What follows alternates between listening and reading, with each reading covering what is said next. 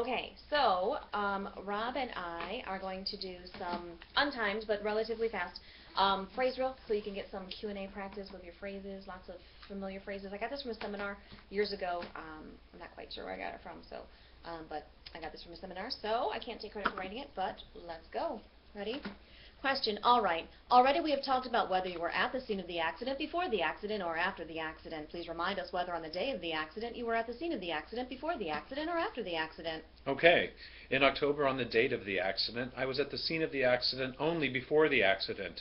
I had already left after the accident on the day of the accident. Now, inasmuch as and insofar as you can recall what happened on the date of the accident or the day of the accident back in 2001, I want you to focus to the best of your recollection or to the best of your knowledge about the stoplights and streetlights in the area and whether you had your headlights on. As far as I recall, and as much as I remember, I recollect that the streetlights were on, that the stoplights were working, and that at the time of the accident the plaintiff had the caution light. I don't think it was a red light or a green light, but as I testified, it was a caution light. The traffic lights were working very well as far as I am concerned. As well as I can recall, my headlights were on. As much as I can remember, my headlights were on. Returning to the street light and traffic light situation, I want to ask you a question. I request that you again, in general, give us your recollection of the circumstances of the scene of the accident before the accident and after the accident on the day of the accident. As I have previously testified, I believe it was dark, so the street lights were on and I had my headlights on. For safety considerations, I always have my headlights on as a matter of fact. The traffic lights were probably functioning properly because I recall that the stoplight was on the caution light. It had been a green light and soon afterwards it changed to a red light, of course. However, at the scene of the accident, at the time of the accident, as the defendant drove through the intersection, the traffic light was on the caution light, on the yellow, in other words. Okay, it was yellow in your opinion.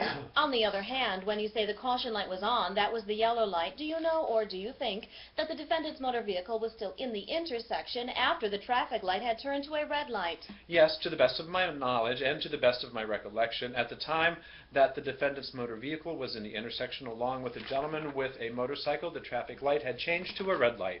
I am confident in my recollection. I have confidence that I am recalling this accident correctly. At this particular time, I want to remind you to answer all of my questions truthfully and do not guess or estimate at any of the answers as you respond to us.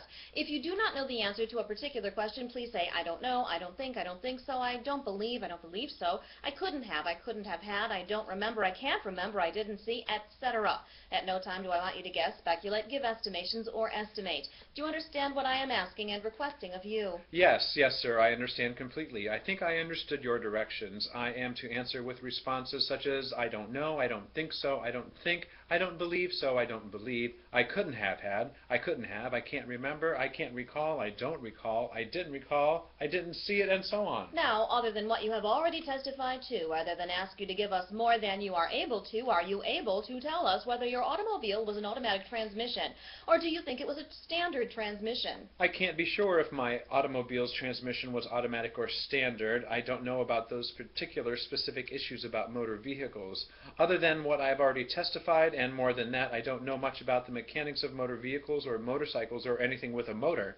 I have never had much mechanical ability. Other than that, I am not able to answer because of my lack of ability in working with motor vehicles. At one time, I believe you said I couldn't say, I couldn't remember, I couldn't understand, I couldn't recall, I couldn't believe, and so on. Now, I want you to notify me how you can classify those answers so that you can specify everybody, everybody else, anybody, and anybody else.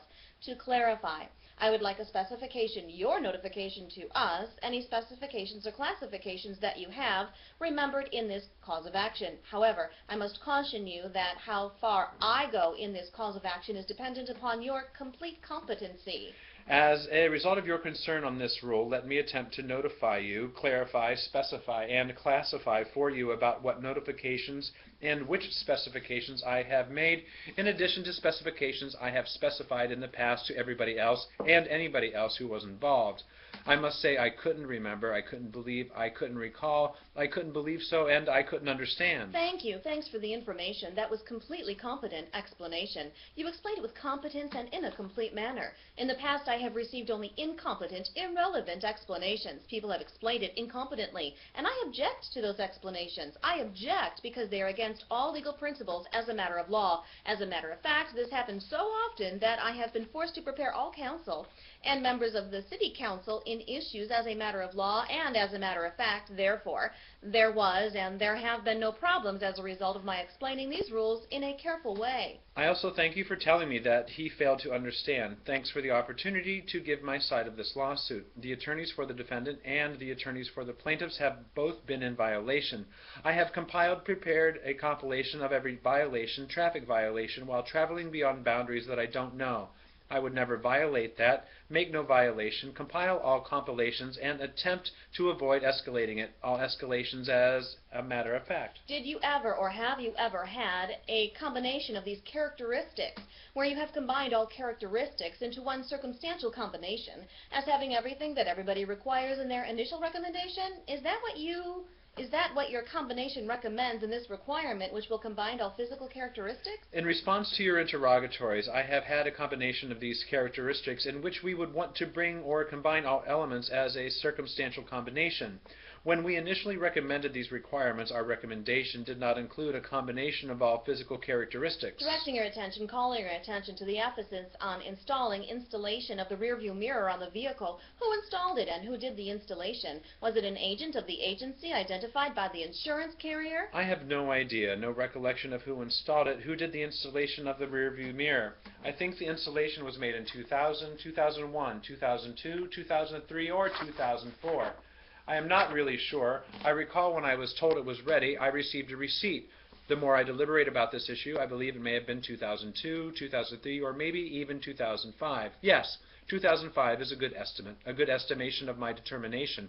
I couldn't determine it any better, as a matter of fact. You recall that I have supervised many jurors, acted as a supervisor during jury instructions, acted as supervisor and superintendent. I supervise in conspiracy cases, all kinds of lawsuits. Similar to you, I have similarly had to supervise, act as a supervisor, and as a superintendent. However, how far I take this depends on the questions I must answer. How many, how much, how far, how often, how many times, how large, how old, and how wide. I call your attention, or direct your attention now, to the right-hand side and left-hand side of the avenue, the right-hand lane and the left-hand lane of the boulevard. Please use your right hand or left hand. Use your hands to illustrate whether or not there was a guardrail, whether or not you have a clear memory, whether or not you are completely sure about your competence in your answer. As I recall and as I recollect, the avenue had guardrails on both the right-hand side and left-hand side. I can certainly say with certainty that the right-hand lane and the left-hand lane were arranged in a way that was not an advantage to anyone or anybody.